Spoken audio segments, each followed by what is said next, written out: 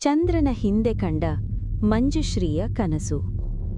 Doctor Manjushree ಒಬ್ಬ ಪ್ರಖ್ಯಾತ ಖಗೋಳ ವಿಜ್ಞಾನಿ. ಅವಳ ದಿನಗಳೆಲ್ಲ ದೂರದ ನಕ್ಷತ್ರಗಳು, ಗ್ಯಾಲಕ್ಸಿಗಳು ಮತ್ತು ಬ್ರಹ್ಮಾಂಡದ ಅಂತ್ಯವೇನು ಎಂಬ ಪ್ರಶ್ನೆಗಳ ಮಧ್ಯೆ ಕಳೆಯುತ್ತಿದ್ದವು. ಬ್ರಹ್ಮಾಂಡ ಅನಂತ ಎಂಬ ನಂಬಿಕೆಯನ್ನು ಅವಳು ವರ್ಷಗಳ ಕಾಲ ಒಪ್ಪಿಕೊಂಡಿದ್ದಳು.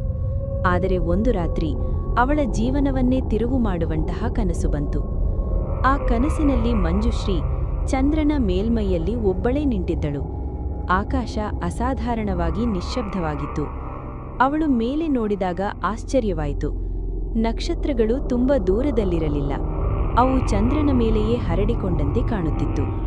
ಒಂದು ನಕ್ಷತ್ರ ನಿಧಾನವಾಗಿ ಚಲಿಸಿ ಅವಳ ಹತ್ತಿರ ಬಂದು ನಿಂತಿತು. ಅವಳ ಹೃದಯ ವೇಗವಾಗಿ ಬಡಿದಿತು. ಅವಳು ಮುಂದೆ ನಡೆದು ಚಂದ್ರನ ಹಿಂಭಾಗ ತಲುಪಿದಳು. ಅಲ್ಲಿ ಅವಳು ಕಂಡ ದೃಶ್ಯ ಅವಳ